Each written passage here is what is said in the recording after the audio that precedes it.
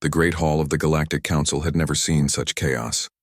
Representatives from 47 different alien species filled the massive chamber, their voices creating a terrible noise that echoed off the crystal walls.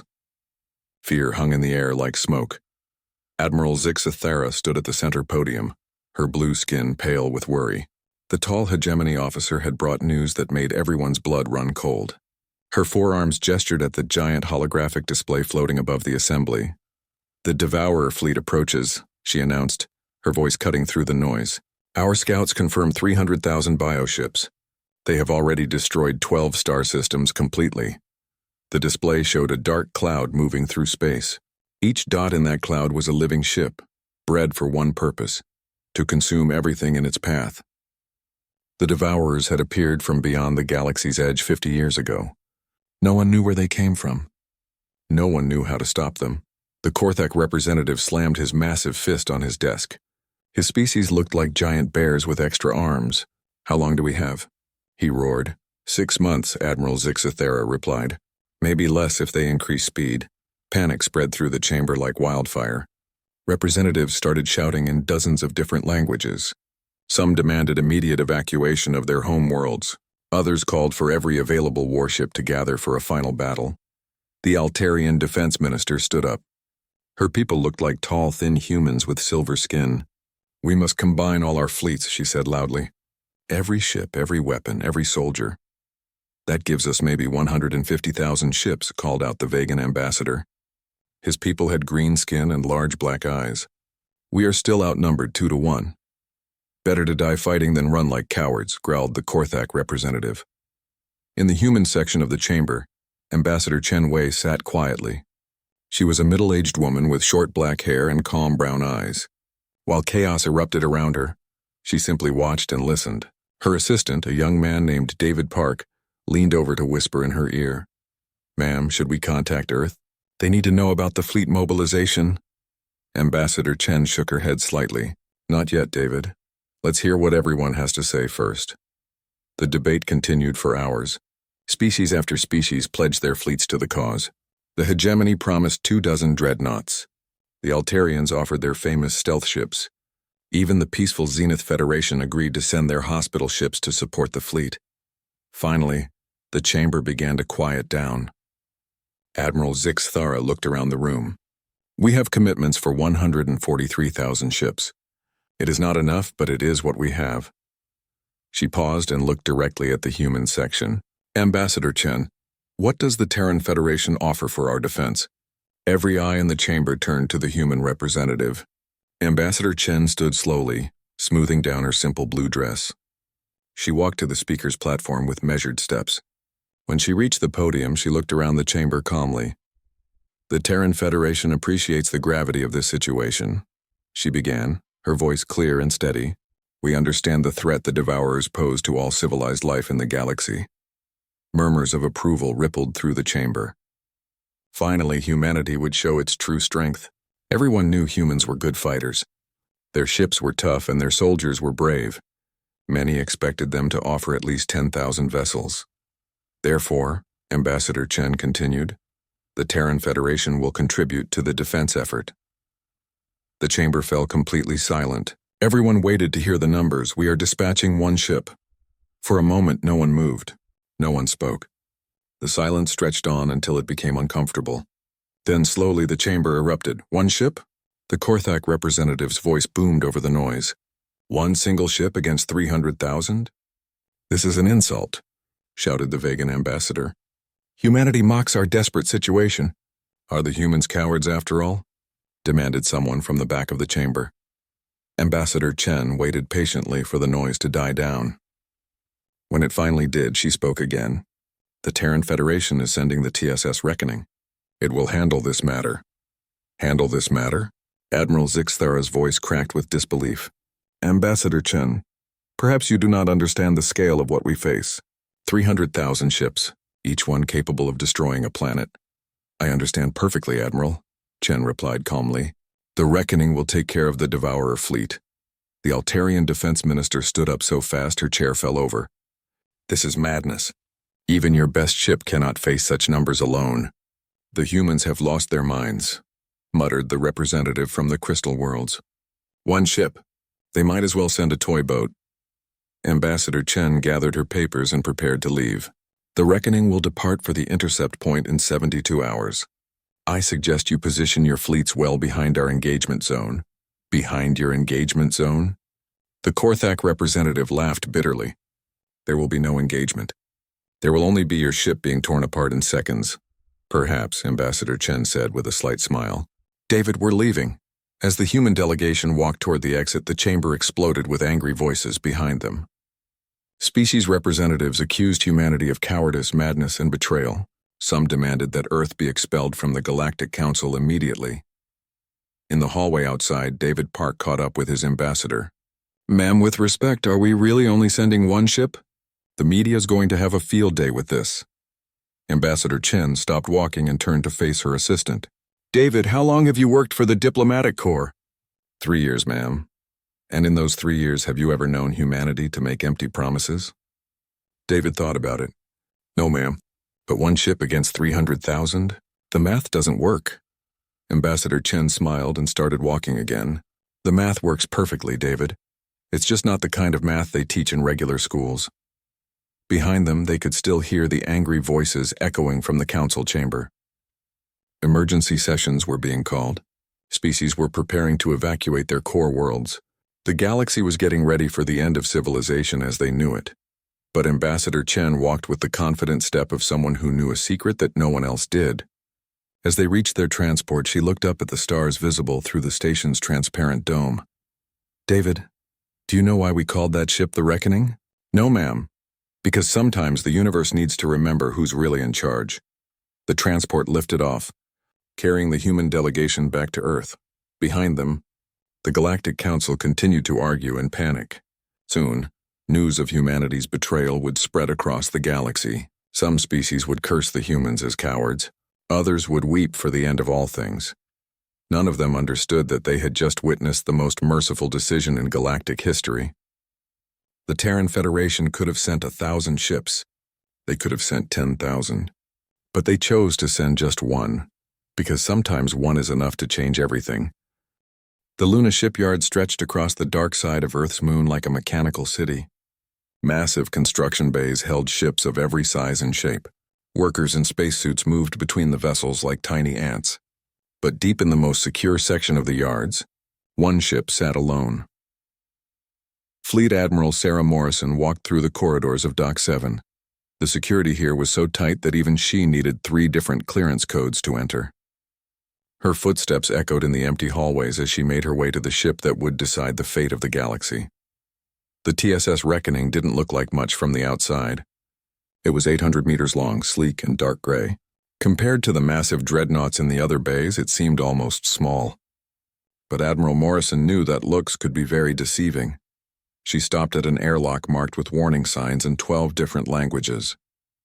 The door scanned her eyes, her fingerprints, and her DNA before opening with a soft hiss. Inside, she was met by a man in a white lab coat. Admiral Morrison, the man said with a slight bow. I'm Dr. James Chen, Chief Science Officer for this mission. Ambassador Chen's brother, right? Morrison asked as they walked deeper into the ship. That's correct. She asked me to brief you on our capabilities before we depart. They entered an elevator that dropped deep into the ship's core.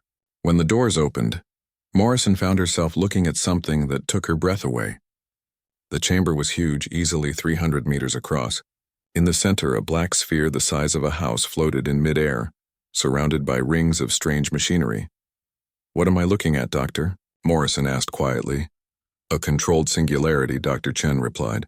A miniature black hole that we can manipulate at will. It powers everything on this ship. Morrison stared at the impossible sight. A black hole? Inside a ship? Perfectly safe, I assure you. We've been perfecting this technology for 20 years. This singularity allows us to manipulate the fundamental forces of reality itself. They walked around the chamber, while Dr. Chen explained how the system worked. The ship didn't just travel through space, it could bend space around itself. It didn't fire normal weapons. It could change the laws of physics in small areas. How is this possible? Morrison asked. Our public technology isn't even close to this level. Dr. Chen smiled. The public technology isn't supposed to be. We've been very careful about what we share with the galaxy. Most species think we're just good engineers and stubborn fighters. They continued the tour, visiting sections of the ship that defied everything Morrison thought she knew about technology. The medical bay could regrow entire limbs in minutes. The computer core used quantum processing that made calculations faster than light itself. The weapons systems didn't have names because they didn't work like any weapon ever built. In the crew quarters, Morrison met the people who would operate this impossible ship. There were only 200 of them, but each one was extraordinary. The navigation officer could plot courses through dimensions that didn't officially exist. The tactical officer had reflexes enhanced to superhuman levels. The engineer could rebuild the entire ship with her bare hands if necessary. Finally, they reached the bridge. It was smaller than Morrison expected, with only a dozen stations. At the center sat the captain's chair, and in that chair sat a woman Morrison recognized from her service record. Captain Elena Vasquez, Morrison said. I've read about your career. 30 years of service, never lost a battle. Captain Vasquez stood and saluted. She was a tall woman with graying hair and bright green eyes. Admiral Morrison. I've been waiting for this mission my entire life. Are you confident about facing 300,000 enemy ships? Confident isn't the right word, Vasquez replied. I'm certain. This ship was built for exactly this kind of situation. Morrison looked around the bridge. Your crew seems very calm for people about to face impossible odds. Lieutenant Commander Yuki Tanaka, the tactical officer, looked up from her station. Admiral, with respect, the odds aren't impossible. They're just large. Large? Yes, ma'am. 300,000 is a big number, but it's still just a number. Dr. Chen led Morrison to a viewing port where they could see Earth hanging in space beyond the moon. Admiral, may I ask you something? Of course. When the Galactic Council heard we were sending one ship, what did you think their reaction would be? Morrison considered the question. Fear, anger, they think we've abandoned them. And what do you think they'll feel when this is over? Morrison looked back at the incredible ship around her. The floating black hole, the impossible technology, the crew that spoke about changing reality like other people talked about changing clothes. I think they'll feel very small. That's not our intention, Dr. Chen said quickly. We don't want to make anyone feel small. We just want to solve the problem. By sending one ship against an army. By sending the right ship against an army. News of humanity's decision was spreading across the galaxy. On Hegemony Prime, Admiral Zix Thera watched the reports with growing anger. On Altair 7, government officials began evacuation plans for their core worlds. On New Korthak, the bear-like aliens roared their fury at human cowardice. But on Earth, things were strangely calm. The news media reported the facts without panic. Citizens went about their daily lives as if nothing was happening. Children still went to school. People still went to work. It was as if the entire planet knew something that the rest of the galaxy didn't. Back on the Reckoning, Captain Vasquez stood on her bridge reviewing final preparations. Dr. Chen, how long until we're ready to depart? All systems are green, Captain. We can leave any time. What about the crew?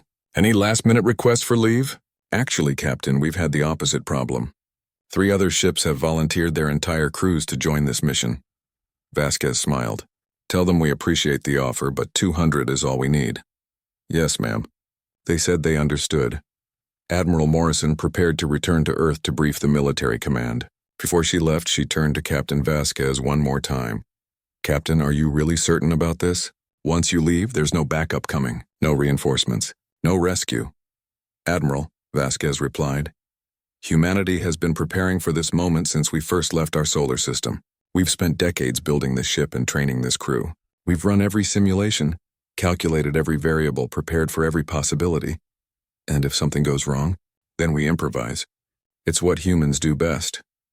The Reckoning began its departure preparations. Across the galaxy, other species scrambled to prepare their fleets for a hopeless last stand. They expected to die fighting, but at least they would die with honor.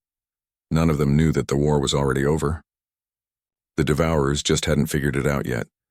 As the strange human ship powered up its impossible engines, reality itself seemed to hold its breath. The universe was about to be reminded of a very important lesson. Never underestimate the species that learned to split atoms just to see what would happen. The Devourer swarm moved through space like a living nightmare. 300,000 bioships stretched across several light years. their organic hulls pulsing with bioluminescent patterns. Each ship was alive, bred in the spawning pools of their home fleet. They had no names, only purposes: consume, destroy, multiply. At the center of the swarm, the largest bioship housed the swarm mind called Omega Prime. It was not a single creature, but a collective consciousness made up of millions of smaller organisms. When it thought, entire ships shifted course. When it felt hunger, worlds burned. The swarm had been traveling for months now, following the scent of rich feeding grounds. The species ahead had technology, cities, billions of lives ready for harvesting. Omega Prime could already taste their fear through the quantum echoes in space. The bioships were magnificent in their terrible beauty. Each one was shaped like a massive sea creature, with flowing fins that could catch solar winds and tentacles that could tear apart starships. Their weapons were not built but grown. Bioplasma cannons that fired living acid, neural disruptors that could drive entire crews insane, and boarding pods filled with warrior forms that knew only hunger. Omega Prime felt satisfaction as it reviewed the feeding patterns ahead. 12 star systems had already been consumed completely. Trillions of beings had become fuel for the swarm's growth. Soon, the core worlds of the Galactic Council would join them. The collective consciousness was ancient beyond measure. It had consumed thousands of galaxies, leaving only empty space behind. This galaxy showed promise. So many different species, so much variety in the feeding. The swarm mind particularly enjoyed the emotional flavors that came from species that fought back. Suddenly, something changed. The quantum sensors built into the swarm's nervous system detected an anomaly. A single object had appeared at the edge of the system ahead. Omega Prime focused its attention on the readings. One ship, alone. No escort, no fleet, no support of any kind. The bioship sensors analyzed its composition: metal and ceramic, primitive fusion drives, energy readings that barely registered on their scales. For a moment, the swarm mind considered ignoring it entirely. What threat could one tiny vessel pose? But something about the ship's behavior was strange. It wasn't running away. It wasn't calling for help. It was just waiting. The collective consciousness rippled with something like amusement. Perhaps this was some kind of religious sacrifice. Many species had tried to appease the swarm with offerings before being consumed. It never worked, but it was sometimes entertaining. Omega Prime decided to investigate. It peeled off a small scouting force, only 1,000 bioships. More than enough to deal with whatever meaningless gesture this represented. The scouts would analyze the vessel, consume its crew, and return with information about the defensive capabilities of this system. The 1,000 bioships moved forward like a school of predatory fish. Their bioplasma weapons began charging, bathing their hulls in an eerie green glow. Hunter forms stirred in their bellies, eager for fresh meat.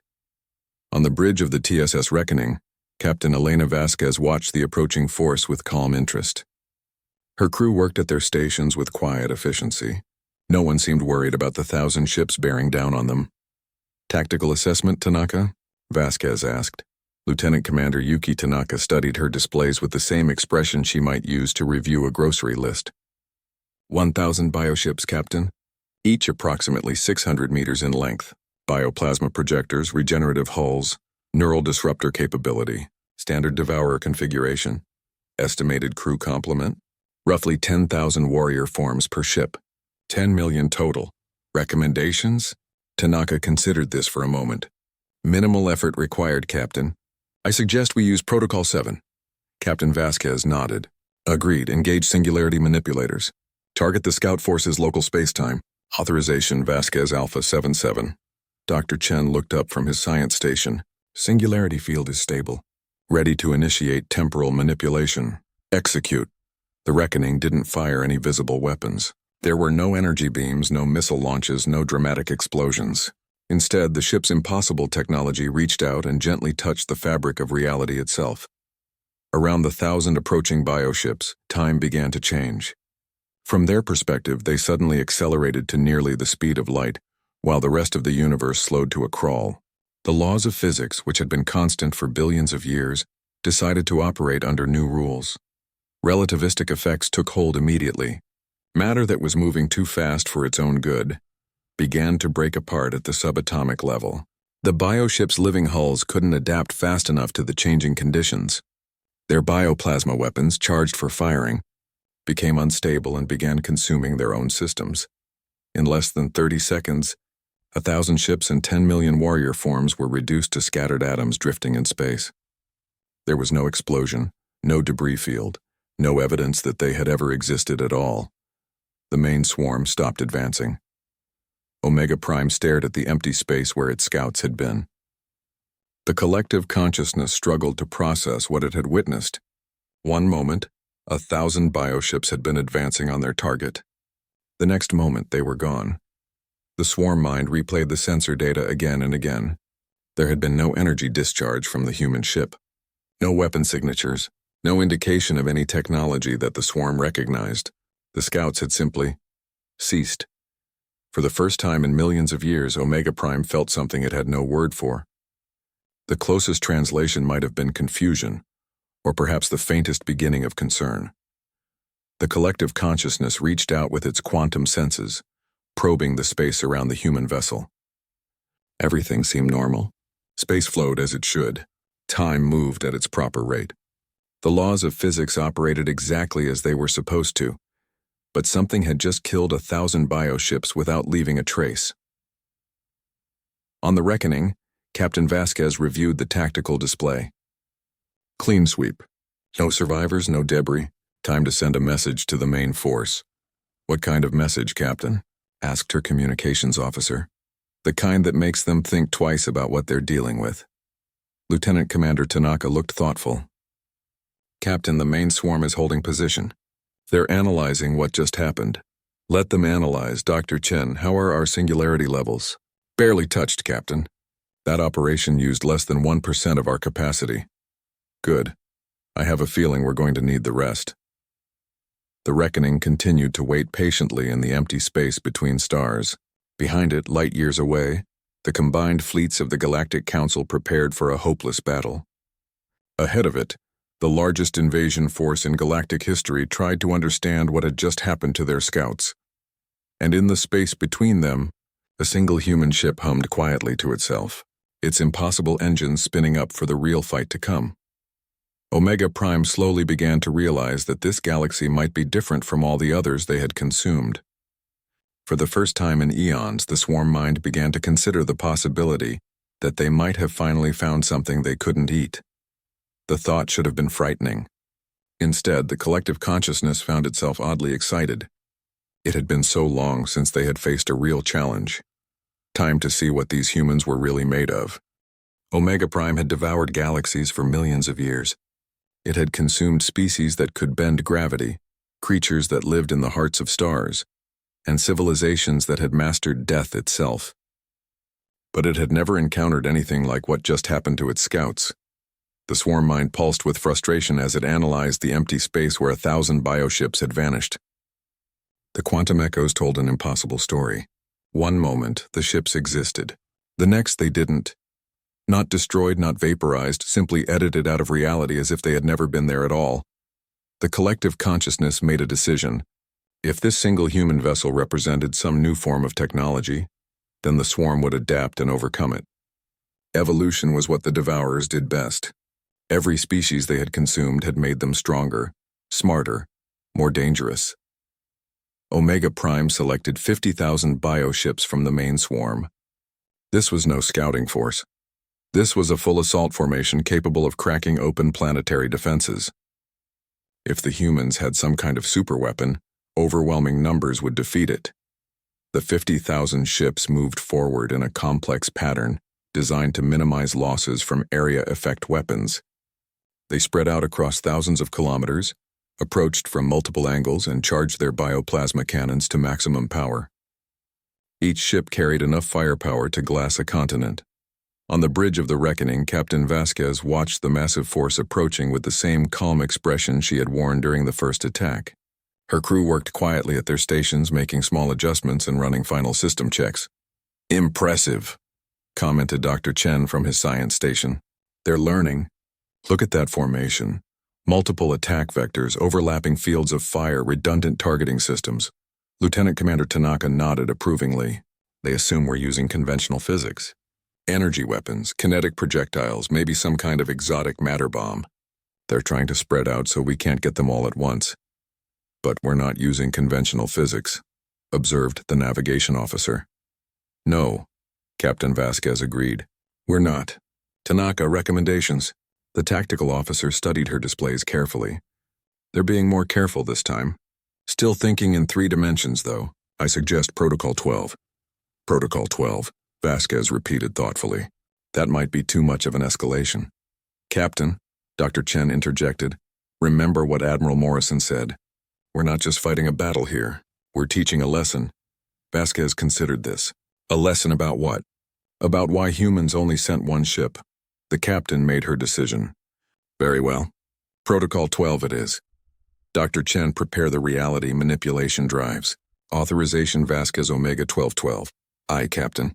Targeting local space-time geometry around the attacking force.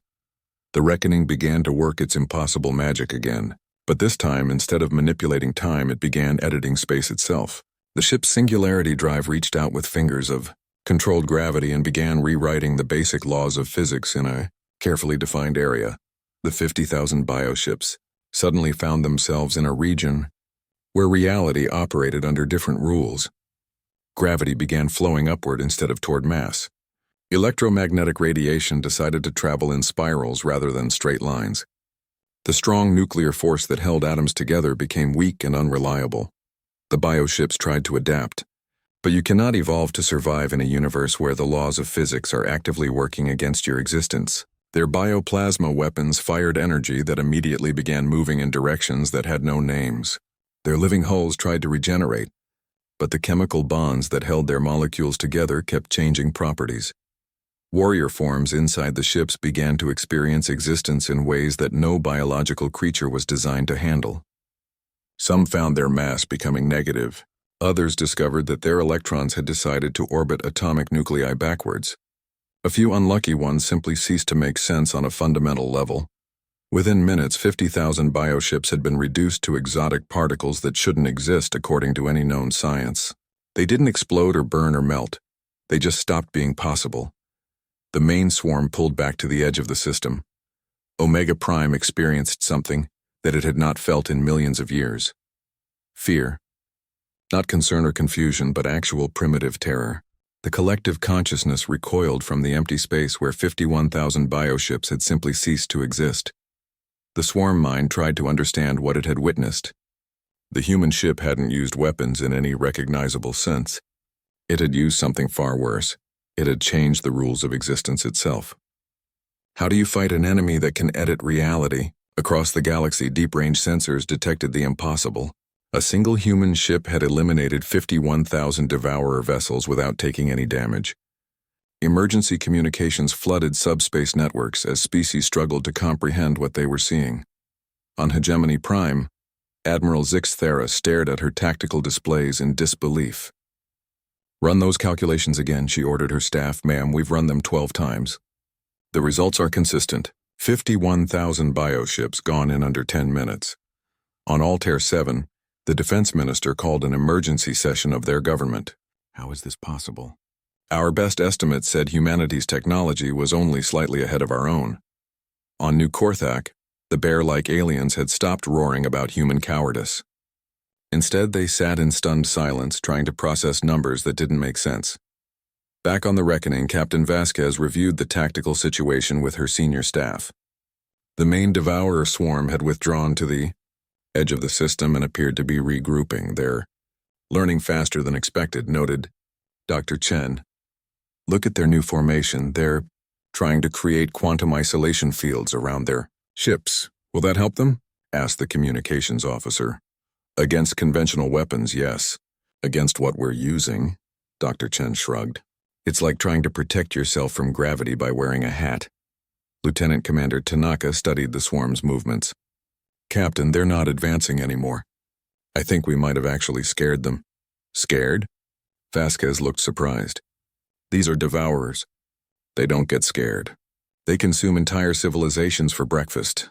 With respect, Captain, they've never met anything that could rewrite physics before. Captain Vasquez stood up and walked to the main view screen. In the distance, she could see the faint glow of the devourer swarm, 300,000 bioships that had terrorized the galaxy for decades. They looked so small from here. Open a channel to the Galactic Council, she ordered. All frequencies. Channel open, Captain.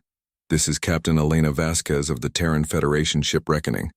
We have engaged the Devourer advance force and eliminated 51,000 hostile vessels. The main enemy force has withdrawn and appears to be reconsidering their approach. She paused, looking out at the swarm that had stopped its advance for the first time in recorded history. To any Council forces in the area, maintain your positions. Do not approach the engagement zone. We are about to demonstrate why the Terran Federation felt one ship was sufficient for this mission. The transmission ended, leaving the galaxy's greatest powers to wonder what other impossible things humans might be capable of. On the edge of the system, Omega Prime made its final decision. If 50,000 ships were not enough, then it would commit everything. The entire swarm, 300,000 bioships representing the concentrated might of a galactic plague, would converge on this single human vessel. If this ship represented humanity's ultimate weapon, then the swarm would simply have to overwhelm it with numbers that no technology could handle. The collective consciousness had no way of knowing that it was about to learn the most important lesson in the universe.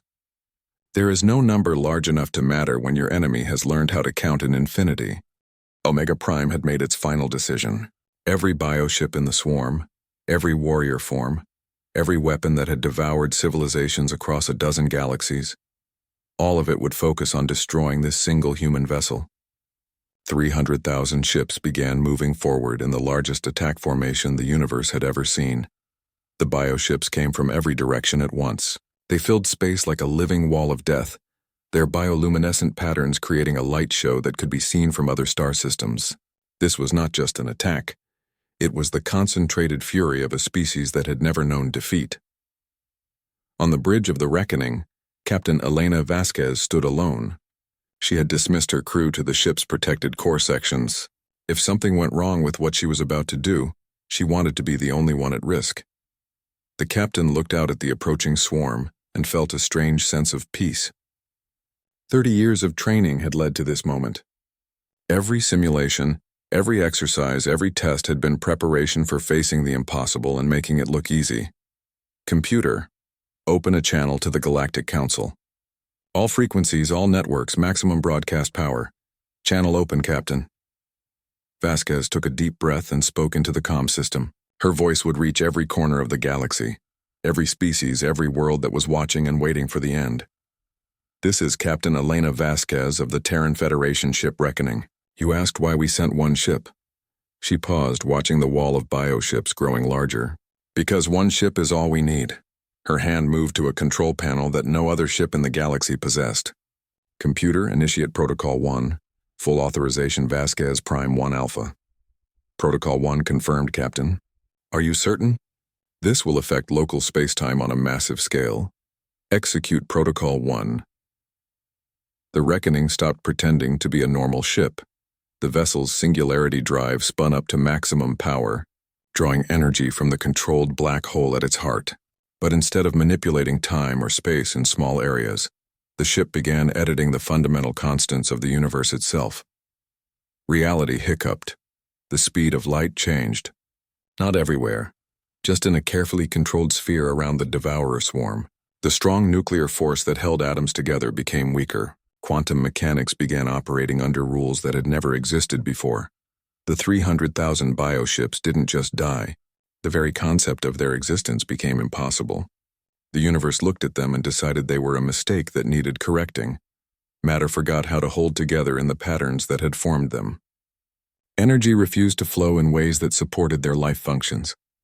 Space itself rejected their presence like an immune system attacking a virus. The Devourer collective consciousness, Omega Prime, experienced something beyond fear or pain. It felt the universe itself turning against its existence. For millions of years it had consumed and destroyed, always growing stronger. Now it was being unmade by forces it couldn't understand or fight. In less than 1 hour, 300,000 bioships and the entire Devourer civilization simply stopped existing. Not destroyed, not killed. Edited out of reality like a cosmic typo being corrected. The Reckoning sat alone in empty space, completely undamaged. Captain Vasquez opened the communication channel again. Threat neutralized. The Devourer swarm has been eliminated. The Terran Federation remains committed to the Galactic Council's peace and prosperity. She paused, looking out at the empty space where the greatest invasion force in galactic history had existed moments before. Reckoning returning to base. Across the galaxy, 47 species sat in stunned silence. Deep space sensors confirmed the impossible. 300,000 bioships had vanished from existence. Not destroyed by explosions or energy weapons, but simply gone. On Hegemony Prime, Admiral Zixathera stared at her displays with wide eyes. "How?" she whispered. "How is this possible?" Her science officer, a young lieutenant with blue skin even paler than usual, looked up from his console. "Admiral, according to our sensors, the humans didn't destroy the swarm, they deleted it." "Deleted?" "Yes, ma'am. The bioships didn't explode or break apart.